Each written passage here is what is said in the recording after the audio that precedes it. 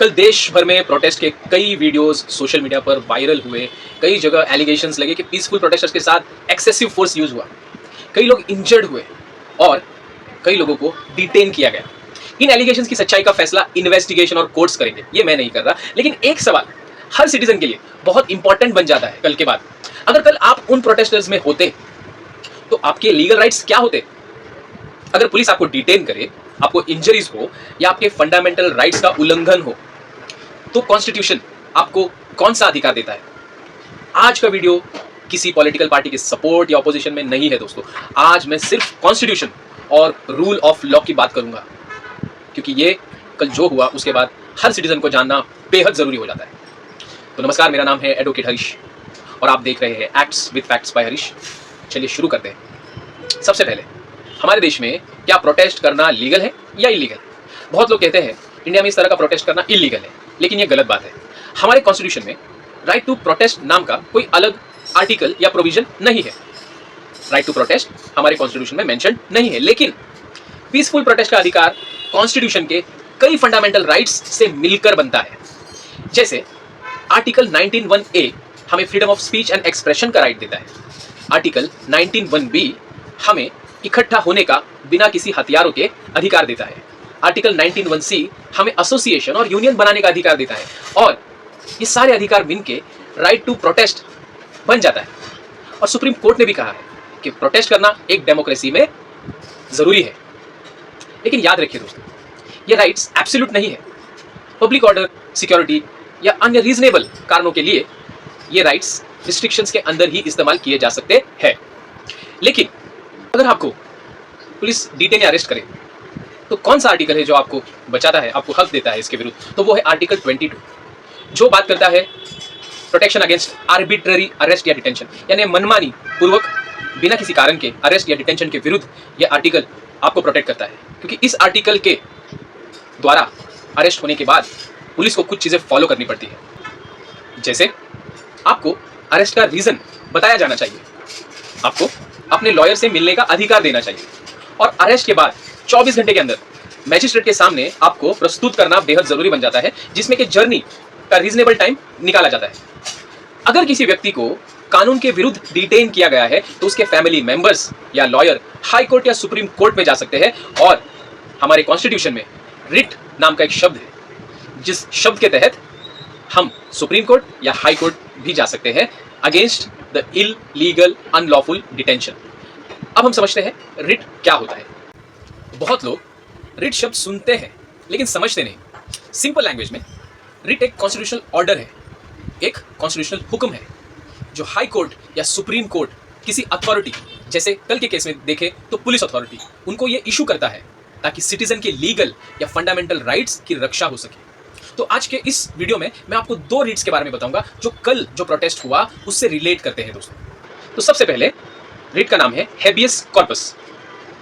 इस रिट में अगर किसी व्यक्ति को इलीगल तरीके से कस्टडी में रखा है, जैसे अगर पुलिस ने अपने कस्टडी में रखा है, तो कोर्ट उस पुलिस को ऑर्डर देती है कि उस व्यक्ति को कोर्ट के सामने पेश करो और बताओ कि किस कानून के तहत उसे रोका गया है, उसे हिरासत में लिया गया है। यह है हेबियस कॉर्पस। अब दूसरा रिट जिसका नाम है मैंडेमस। दोस्तों, अगर कोई पब्लिक अथॉरिटी अपने लीगल ड्यूटी परफॉर्म नहीं कर रही, जैसे अगर कल की केस में देखें तो अगर पुलिस स्टूडेंट्स के कंप्लेंट्स नहीं ले रही या एफआईआर रजिस्टर नहीं कर रही, तो हाई कोर्ट उस अथॉरिटी को अपनी लीगल ड्यूटी परफॉर्म करने के लिए डायरेक्शन दे सकती है। अगर कोई पुलिस एफआईआर रजिस्टर ना करे तो क्या करना चाहिए? क्योंकि ये सिचुएशन नॉर्मल है दोस्तों, ऐसे होता है कई बार पुलिस एफआईआर रजिस्टर नहीं करती। तो सबसे पहले आप एक रिटर्न कंप्लेंट दीजिए एसएचओ को। अगर फिर भी एफआईआर रजिस्टर ना हो तो सीनियर पुलिस ऑफिसर जैसे एसीपी, डीसीपी या एसपी के पास कंप्लेंट भेजिए। अगर फिर भी एक्शन ना हो तो कानून के अनुसार मैजिस्ट्रेट को अप्रोच कीजिए। लेकिन दोस्तों, तब भी अगर आपको नहीं मिले मदद और आपके कॉन्स्टिट्यूशनल राइट्स का बहुत ही सीरियसली तरीके से उल्लंघन हुआ है, तो कॉन्स्टिट्यूशन में आर्टिकल 226 और आर्टिकल 32 का भी प्रावधान है। आर्टिकल 226 के तहत आप हाई कोर्ट जा सकते हैं कंप्लेंट लेकर, और आर्टिकल 32 के तहत आप सुप्रीम कोर्ट जा सकते हैं आपकी कंप्लेंट लेकर।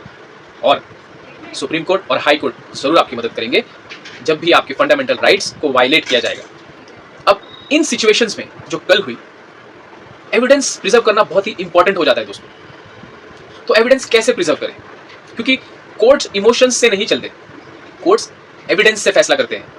इसलिए अगर आप किसी प्रोटेस्ट में इंजर्ड होते हैं तो आप ये स्टेप्स जरूर फॉलो कीजिए, इन स्टेप्स को नोट कीजिए। सबसे पहले अपनी सेफ्टी और मेडिकल ट्रीटमेंट को प्रायोरिटी दीजिए। गवर्नमेंट या ऑथोराइज्ड हॉस्पिटल से मेडिकल एग्जामिनेशन कराइए और मेडिकल रिकॉर्ड्स को संभाल कर रखिए।